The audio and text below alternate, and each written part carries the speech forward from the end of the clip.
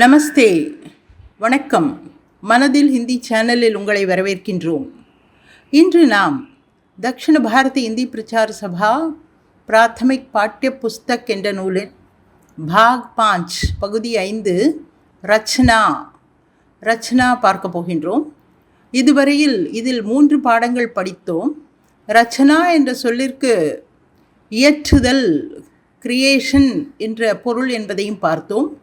ஒரு பாஷையை கட்ட, ஒரு பாஷையை இயற்ற, ஒரு பாஷையில் சரியாக எழுத, பேச இலக்கணம் தேவைப்படுகின்றது. எனவே ரச்சனா என்ற சொல் இங்கு இலக்கணத்திற்காக வைக்கப்பட்டுள்ளது. இந்த புத்தகத்தின் இந்த பகுதியின் 4வது பாடத்தை நாம் இப்பொழுது பார்ப்போம். லெசன் 4, பார்ட் 4, இம்பெரேட்டிவ், கட்டளை வினை, விதி.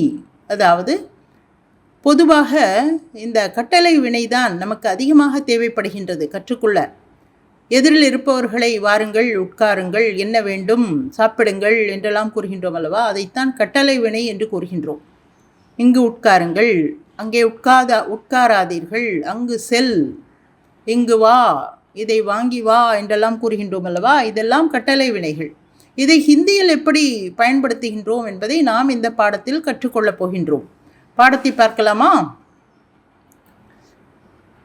யஹா ஆவோ, யஹா ஆவோ, இங்கே வா, கம் ஹியர். இந்த ஆவோ என்று வந்துள்ளதனால் சப்ஜெக்ட், அதாவது எழுவாய் தும் என்றுதான் இருக்க வேண்டும். அதாவது தும் என்று துவங்கும் வாக்கியங்கள் ஹோ என்று முடியும் என்பதை பார்த்தோம். அதே போல கட்டளை வினையில் தும் என்று துவங்கும் வாக்கியங்கள் ஓ என்று முடியும். ஆவோ, காவோ, பைட்டோ என்று வரும். சரியா? தும் யஹா ஆவோ, கம் ஹியர், இங்கே வா. வஹா மத் ஜாவோ, வஹா மத் ஜாவோ, அங்கே போகாதே, டோன்ட் கோ தேர். ஜாவோ என்று ஓவில் வினைச்சொல் முடிந்துள்ளதனால் தும் என்று நாம் புரிந்து கொள்ள வேண்டும். தும் வஹா மத் ஜாவோ, நீ அங்கே போகாதே. வஹா என்றால் அங்கே, மத் என்பது டோன்ட், செய்யாதே, பண்ணாதே, சாப்பிடாதே என்றெல்லாம் கூறும்பொழுது மத், மத் கரோ, மத் ஜாவோ, மத் பியோ என்றெல்லாம் கூறுகின்றோம். இந்த மத் என்பது டோன்ட் என்ற பொருளை குறிக்கின்றது. செய்யாதே, பார்க்காதே என்ற அர்த்தத்தை அது கொடுக்கின்றது. இங்கு வஹா மத் ஜாவோ, அங்கே போகாதே. 3வது ஜல்தி கரோ, ஜல்தி கரோ, விரைவாக செய், சீக்கிரமாக செய், டூ ஃபாஸ்ட், ஹரி அப் என்று கூறுகின்றோம் அல்லவா? அது ஜல்தி கரோ. இங்கு கரோ என்று ஓவில் முடிந்துள்ளதனால் தும் ஜல்தி கரோ என்று நாம் பொருள் எடுத்துக்கொள்ள வேண்டும். அடுத்தது ஏக் பியாலா தூத் லாவோ, ஒரு கோப்பை பால் கொண்டு வா. Bring a cup of milk. ஏக் பியாலா தூத் லாவோ, இங்கு லாவோ என்று வந்துள்ளது. எனவே தும் தான் சப்ஜெக்ட், தும் தான் எழுவாய் என்று நாம் புரிந்து கொள்ள வேண்டும். சரியா? அடுத்த வாக்கியத்தை பாருங்கள். ஆயியே, ஆயியே, வாருங்கள். இந்த இயே என்று முடிந்தாலே, வினைச்சொல் இயே என்று முடிந்தாலே எழுவாய் ஆப் என்று புரிந்து கொள்ள வேண்டும். ஆப் அல்லது மரியாதைக்குரிய நபர், எதிரில் உள்ளவர் ஆசிரியராக வைத்துக்கொள்ளுங்கள், தந்தை, தாய், இப்படி பெரியவர்கள், பெரிய பதவியில் இருப்பவர்கள், இப்படி மரியாதைக்குரிய நபர் என்று வரும்பொழுது ஆப் என்று நாம் பயன்படுத்துவோம். தும் என்பது நமக்கு சமமானவர்கள், நம்மை விட வயதில் குறைந்தவர்கள், நாம் அவரிடம் சாதாரணமாக பேசுகின்றோம் என்றெல்லாம் வைத்துக்கொண்டால் தும் என்று பயன்படுத்துவோம். மரியாதையாக பேச வேண்டும் என்றால் ஆப் என்று பயன்படுத்துவோம். இன்று ஆப் என்று வரும்பொழுது இயே என்று வரும். காயே, பைட்டியே, ஜாயியே என்றெல்லாம் வரும். புரிந்ததா? தும் என்று வரும்பொழுது ஓ என்று முடியும். ஆவோ, ஜாவோ, பைட்டோ என்று வரும். இங்கு பாருங்கள், ஆப், ஆயியே, நீங்கள் வாருங்கள், ப்ளீஸ் கம். ஆங்கிலத்தில் ஆயியே என்பதற்கு ஈடான வினைச்சொல் இல்லை. எனவே ப்ளீஸ் என்று அதிகமாக போட்டுக்கொள்கின்றோம். ப்ளீஸ் என்பது இயே என்பதை குறிக்கின்றது. தமிழில் வாருங்கள் என்று கூறிவிடுகின்றோம். ஆங்கிலத்தில் கம் என்பது பொதுவாக எல்லோருக்குமே கூறுகின்றோம் அல்லவா? இங்கு மரியாதையை குறிப்பதற்காக ப்ளீஸ் என்ற வார்த்தையை சேர்த்திருக்கின்றார்கள். ப்ளீஸ் கம், ஆயியே, வாருங்கள். யஹா பைட்டியே, யஹா बैठिए ப்ளீஸ் சிட் ஹியர், இங்கே உட்காருங்கள். बैठिए உட்காருங்கள். ये काम मत कीजिए, ये काम मत कीजिए, please do not do this work, please don't do this work, இந்த வேலையை செய்யாதீர்கள், இந்த வேலையை செய்யாதீர்கள். காஃபி மத் பீஜியே, காஃபி மத் பீஜியே, காஃபி குடிக்காதீர்கள், ப்ளீஸ் டோன்ட் ட்ரிங்க் காஃபி. இந்த பாடத்தில் என்ன கற்றுக்கொண்டோம்? தும் என்று துவங்கும் வாக்கியத்தின் வினைச்சொல் எப்படி முடியும்? இம்பெரேட்டிவில், எதிரில் இருப்பவரிடம் பேசும்பொழுது தும் என்றால் ஓ என்று முடியும் பார்த்தோம். ஆப் என்ற வாக்கியம், ஆப் என்று துவங்கும் வாக்கியம் ஏ என்று முடியும் என்பதையும் பார்த்தோம். சரியா? இங்கே பாருங்கள், ஆவோ பைட்டோ கரோ. ஆவோ என்றால் வா, பைட்டோ என்றால் உட்காரு, கரோ என்றால் செய். இதெல்லாம் நமக்கு சமமானவர்கள், நம்மை விட வயதில் இளையவர்கள். இவர்களை குறிப்பிடும்பொழுது இப்படி ஆவோ பைட்டோ கரோ என்று கூறுவோம். அதே ஆயியே பைட்டியே கீஜியே, ஆவோ என்பதன் மரியாதையான சொல் ஐயே, பைட்டோ என்பதன் மரியாதையான சொல் பைட்டியே, கரோ என்பதன் மரியாதையான சொல் கீஜியே. இப்படி கட்டளை வினை, அதாவது இம்பெரேட்டிவில் வினை சொற்கள் இருக்கும் என்பதை நாம் புரிந்து கொண்டோம். சரியா? இப்பொழுது கீழே பாருங்கள், தூ தும் ஆப், இந்த 3 பயன்பாடுகளையும் பற்றி விளக்கியிருக்கின்றார்கள். தூ என்பது நீ என்பதைத்தான் குறிக்கும். ஆனால் சாதாரணமாக தூ என்ற சொல் ஹிந்தியில் பேசும்பொழுது அதிகமாக பயன்படுத்தப்படுவதில்லை. மிகவும் நெருங்கியவர்களை குறிக்கும்பொழுது சில நேரம் தூ பயன்படுத்தப்படுவது உண்டு.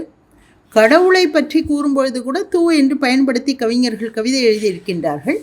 சாதாரணமாக பொதுவாக தூ அதிகமாக பயன்படுத்தப்படுவதில்லை. தும் மற்றும் ஆப் இது இரண்டும் தான் அதிகமாக பயன்படுத்தப்படுகின்றன. இருப்பினும் தூ தும் ஆப் இந்த 3லுமே வினைச்சொற்கள் எப்படி வரும் என்பதை கீழே குறிப்பிட்டிருக்கின்றார்கள். பாருங்கள், தூ என்று வரும்பொழுது கா லிக் என்று எழுதியிருக்கின்றார்கள். அதே தும் என்று வரும்பொழுது காவோ லிக்கோ, லிக்கோ என்றால் எழுது. ஆப் என்று வரும்பொழுது கையே லிக்கியே என்று எழுதியிருக்கின்றார்கள். மேலும் சில உதாரணங்களை பாருங்கள். தூ என்று வரும்பொழுது ஜா, தூ ஜா, நீ போ, படு, படு, படித்தல். அதே போல் தும் என்று வரும்பொழுது ஜா என்பது ஜாவோ என்று ஆகிவிடுகின்றது, போ, செல். படோ, படு என்பது படோ என்று ஆகிவிடுகின்றது, படி. ஆப் ஜாயியே, படியே, நீங்கள் செல்லுங்கள், படியுங்கள். சினிமாக்களில் கூட சில டயலாக்ஸ் தூ என்று பயன்படுத்தி கூறப்படுகின்றன. ஆனால் வாழ்க்கை முறையில் சாதாரணமாக நமது அன்றாட வாழ்வில் தூ என்ற சொல் அதிகம் பயன்படுத்தப்படுவது இல்லை.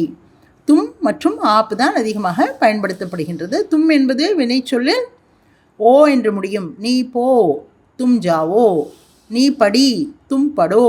அதே போல் ஆப் என்று வரும்பொழுது ஆப் ஜாயியே, ஆப் படியே என்று வரும். புரிந்ததா? இதுவரை கூறப்பட்டது பொதுவான விதிகள் என்றாலும் சில விதி விலக்குகளும் இருக்கின்றன. இங்கே பாருங்கள், remember the following peculiar forms, கீழ்கண்ட தனிப்பட்ட விதி விலக்குகளை நினைவில் வைத்து கொள்ளவும் என்று கூறி சில உதாரணங்களை கொடுத்திருக்கின்றார்கள். லே, லே என்பது ரூட் வர்ப். லே என்பதற்கு எடுத்துக்கொள்ளுதல் என்பது பொருள். இந்த லே என்பது தும் பயன்படுத்தப்படும் பொழுது தும் லோ என்று கூறுவார்கள். கா என்று சொல்லும் பொழுது காவோ என்று கூறினார்கள் அல்லவா? இங்கு லே என்று சொல்லும் பொழுது லோ என்று கூறுகின்றார்கள். லே லோ என்றும் சொல்வதுண்டு. லே லோ எடுத்துக்கொள் என்று சொல்வதுண்டு. ஆனால் லோ என்று என்பது கட்டாயம் வருகின்றது. லே லோ எடுத்துக்கொள். சாதாரணமாக லோ என்றும் சொல்லலாம். ஓகே. அடுத்தது ஆப் என்று வரும்பொழுது லீஜியே, ஆப் லீஜியே. லேயியே என்று சொல்வதில்லை. லே மூலவினை என்பதனால் லேயியே என்பதில்லை, லீஜியே என்று தான் கூறுகின்றார்கள். அதே போல் பி என்ற மூலவினையை பாருங்கள். பி என்றால் குடித்தல். இது தும் பயன்படுத்தப்படும் பொழுது தும் பியோ என்பார்கள். பியோ என்று சொல்வதில்லை, பியோ. அதாவது நெடில் பி என்பது இங்கு குறிலாகி மாறிவிடுகின்றது. தும் பியோ, இங்கு பி குறிலாக மாறிவிடுகின்றது. பியோ என்று கூற வேண்டும். அதே ஆப் என்று பயன்படுத்தும் பொழுது பிஜிஏ நெடிலாகவே இருக்கின்றது. தும் பியோ ஆப் பிஜிஏ. பல பேர் தவறாக தும் பியோ என்று எழுதி விடுவார்கள், நெடிலை போட்டு, அது தவறு. தும் பியோ ஆப் பிஜிஏ, நீங்கள் குடியுங்கள். அதே போல் தே என்ற மூலவினையை பாருங்கள். தே என்றால் கொடுத்தல். தும் தோ நீ கொடு. App தீஜியே, app தீஜியே. தேயியே என்று சொல்வதில்லை, ஆப் தேயியே என்று சொல்வதில்லை, ஆப் தீஜியே என்று சொல்வார்கள். அதே போல் கர் என்று எடுத்துக்கொள்ளுங்கள். கர் என்றால் தும் கரோ என்று சொல்வோம். தும் என்பதில் அந்த விதி அப்படியே இருக்கின்றது. தும் கரோ என்று கூறிவிடுகின்றோம், நீ செய். அதே ஆப் என்று வரும்பொழுது கரியே என்று சொல்வதில்லை. சில இடங்களில் பேச்சு வழக்கில் இந்த கரியே என்பது பயன்படுத்தப்படுகின்றது. ஆனால் சரியான சொல் கீஜியே என்பதாகும். ஆப் கீஜியே. கர் என்பது ஆப்பில் கீஜியே என்று வரும். இதெல்லாம் சற்று மாறுபாடான வினைச்சொற்கள். புரிந்து கொண்டீர்களா? அடுத்தது பாருங்கள். Negative imperative is expressed by mud. Negative imperative என்றால் கட்டளை வினை எதிர்மறையாக கூறும்பொழுது நெகட்டிவ் வாக்கியங்களில் மத் பயன்படுத்தப்படுகின்றது. மத் என்பதற்கு டோன்ட் என்பது பொருள். செய்யாதே, பார்க்காதே, போகாதே என்று கட்டளையாக கூறும்பொழுது மத் பயன்படுத்தப்படுகின்றது. ஹிந்தியில் கட்டளை வினை வாக்கியத்தில் எதிர்மறையை தெரிவிக்க மத், வேண்டாம், கூடாது என்ற சொல் உபயோகப்படுத்தப்படுகின்றது. மத் கரோ என்றால் செய்யாதே, மத் கீஜியே என்றால் செய்யாதீர்கள், மத் ஜாவோ என்றால் போகாதே, மத் ஜாயியே என்றால் போகாதீர்கள் என்பது பொருள். சரி, இப்பொழுது பயிற்சியை பார்க்கலாமா? Exercise A. Complete the following sentences in imperative form. தகுந்த கட்டளை வினைகளை பயன்படுத்தி கீழ்கண்ட வாக்கியங்களை முடிக்கவும். முதல் வாக்கியம், கல் தும் மேரே கர்.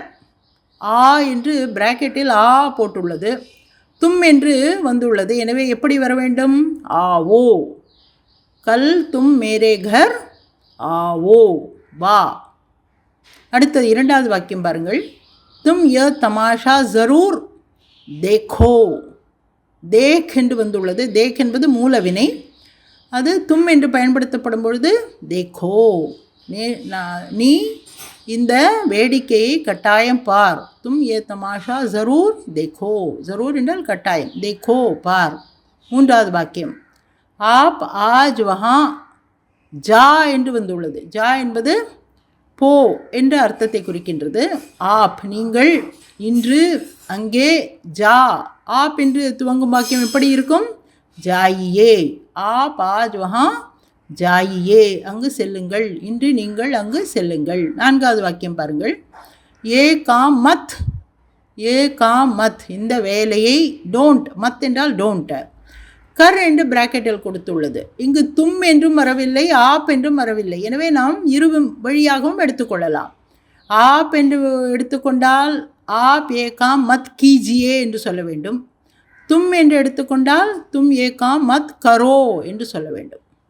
ஆப் என்று வந்தால் கீஜியே வரும், தும் என்று வந்தால் கரோ. இங்கு மத் பயன்படுத்தப்பட்டுள்ளது. எனவே ஏ காம் மத் கரோ என்றும் சொல்லலாம், இல்லை என்றால் ஏ காம் மத் கீஜியே என்றும் சொல்லலாம். புரிந்ததா? அடுத்தது ஐந்தாவது வாக்கியம் பாருங்கள். ஆப் தோடா தூத். ஆப் பயன்படுத்தப்பட்டுள்ளது. தோடா தூத் என்றால் சிறிது பால். பி என்று பிராக்கெட்டில் உள்ளது. பி என்றால் குடித்தல். ஆப் தோடா தூத், ஏ என்று முடிய வேண்டும் அல்லவா? ஆப் என்று துவங்கும் வாக்கியம் கட்டளை வினையில் பீஜியே. ஆப் தோடா தூத் பீஜியே. சரியா? அதே போல் ஆறாவது வாக்கியம் பாருங்கள். ஏ கலம் மத். ஏ கலம் மத், இந்த பேனாவை. டோன்ட் என்று வந்துள்ளது. லே பயன்படுத்தப்பட்டுள்ளது. லே வந்துள்ளதனால் தும்மாக இருந்தால் இங்கு பாருங்கள், தும் என்றும் போடவில்லை, ஆப் என்றும் போடவில்லை. எனவே நாம் இருவரியிலும் இந்த வாக்கியத்தை பார்க்க முடியும். எனவே ஏ கலம் மத் லோ என்றால் இந்த பேனாவை எடுத்துக்கொள்ளாதே. ஏ கலம் மத் லீஜியே என்றால் இந்த பேனாவை எடுத்துக்கொள்ளாதீர்கள் என்று அர்த்தம் வரும். புரிந்ததா? ஏ கலம் மத் லோ, இந்த பேனாவை எடுத்துக்கொள்ளாதே. ஏ கலம் மத் லீஜியே, இந்த பேனாவை எடுத்துக்கொள்ளாதீர்கள். சரியா? அடுத்த வாக்கியத்தை பார்க்கலாம். ஏழாவது வாக்கியம். ஆப் முஜே ஹிந்தி படா என்று போட்டுள்ளது. படா என்றால் சொல்லித் தருதல். ஆப் நீங்கள், முஜே எனக்கு, ஹிந்தி படாயியே படாயியே கற்றுத்தாருங்கள். படியே என்றால் படியுங்கள், படாயியே என்றால் கற்றுத்தாருங்கள். புரிந்ததா? அடுத்தது பாருங்கள். ஜல்தி ஆயியே தேர் மத், பிராக்கெட்டில் கர் என்று போட்டுள்ளது. ஜல்தி ஆயியே என்றால் சீக்கிரம் வாருங்கள், தேர் மத் என்றால் நேரம் ஆக்காதீர்கள் என்பது பொருள். தேர் என்றால் நேரம், லேட் என்று கூட பொருள் கொள்ளலாம். தேர் மத், கர் என்று பிராக்கெட்டில் போட்டுள்ளது. ஆயியே என்று வந்துள்ளதனால் மரியாதைக்குரிய நபர் என்பதை நாம் புரிந்து கொள்ள வேண்டும். எனவே கீஜியே என்று வரும். தேர் மத் கீஜியே. இங்கு முதலில் ஜல்தி ஆயியே சீக்கிரம் வாருங்கள் என்று போட்டுள்ளதனால் கீழே அடுத்து வரும் வாக்கியத்தில் தேர் மத் கீஜியே என்று போட வேண்டும். தேர் மத் கீஜியே. கரியே என்று போட்டு விடக்கூடாது. அதே தும்மாக இருந்தால் கரோ. சரியா? புரிந்ததா? அடுத்தது 9வது வாக்கியம் பாருங்கள். ரோஜ் சபேரே ஜல்தி. இங்கும் ஆப் என்றும் போடவில்லை, தும் என்றும் போடவில்லை. எனவே 2 வழியிலும் நாம் இந்த வாக்கியத்தை பார்க்க முடியும். ரோஜ் சபேரே ஜல்தி உட்டோ என்றால் தினமும் சீக்கிரம் எழுந்திரு என்பது பொருள். தினமும் காலையில் சீக்கிரம் எழுந்திரு. ரோஜ் சபேரே ஜல்தி உட்டோ, தினமும் காலையில் சீக்கிரம் எழுந்திரு. உட்டோ என்றால் அதே எழுந்திருங்கள் என்றால் ரோஜ் சபேரே ஜல்தி உঠিயே உঠিயே. சரியா? ரோஜ் சபேரே ஜல்தி உட்டோ, தினமும் காலையில் சீக்கிரம் எழுந்திரு. ரோஜ் சபேரே ஜல்தி உঠিயே, தினமும் காலையில் சீக்கிரம் எழுந்திருங்கள். 10வது வாக்கியம் பாருங்கள். ஆப் ஏ கிதாப் மத், பிராக்கெட்டில் தே என்று போட்டுள்ளது. ஆப் ஏ கிதாப், நீங்கள் இந்த புத்தகத்தை. மத், மத் என்றால் டோன்ட். தே என்பது எப்படி மாறும்? ஆப் வந்துள்ளது, ஏ என்று வர வேண்டும் அல்லவா? தேயே என்று சொல்வதில்லை, தீஜியே என்று சொல்வார்கள். இதுவும் ஒரு மாறுபட்ட ஒரு பயன்பாடு. தேயே என்று சொல்வதில்லை, தீஜியே என்று தான் சொல்வார்கள். ஆப் ஏ கிதாப் மத் தீஜியே. இது தும்மாக வந்தால் எப்படி வரும்? தும் ஏ கிதாப் மத் தோ, தும் ஏ கிதாப் மத் தோ. நீ இந்த புத்தகத்தை கொடுக்காதே. கொடுக்காதே என்றால் மத் தோ, கொடுக்காதீர்கள் என்றால் மத் தீஜியே. சரி, இந்த கட்டளை வினைகள் என்ற இந்த பாடம் உங்களுக்கு நன்றாக புரிந்ததா? இந்த பாடம் மிகவும் முக்கியமானதொரு பாடமாகும். ஏனென்றால் நமது தினசரி வாழ்க்கையில் இந்த கட்டளை வினைகள் தான் நாம் அதிகமாக பயன்படுத்துகின்றோம். எதிரில் இருப்பவர்களிடம் பேசுவது தான் அதிகம் அல்லவா? இங்கே போ, அங்கே போகாதே, இங்கே வா, இந்த புத்தகத்தை கொண்டு வா என்றெல்லாம் கட்டளை வினைகள் தான் அதிகமாக பயன்படுத்தப்படுகின்றது. எனவே இந்த பாடத்தை 2-3 முறை கேட்டு நன்றாக புரிந்து கொள்ளுங்கள். சரியா? சரி, இந்த பதிவு உங்களுக்கு உபயோகமாக இருக்கின்றதா? அப்படி இருந்தால் ஒரு லைக் கொடுங்கள். உங்கள் கருத்துக்களை கமெண்டில் பதிவு செய்வீர்களா? கட்டாயம் செய்யுங்கள். இதுவரையில் சப்ஸ்கிரைப் செய்யாமல் இருந்தால் சப்ஸ்கிரைப் செய்யுங்கள். பாடத்தை முழுவதுமாக கேளுங்கள். அப்பொழுதுதான் உங்களுக்கு நன்றாக புரியும். சரியா? நன்றி, தன்யவாத்.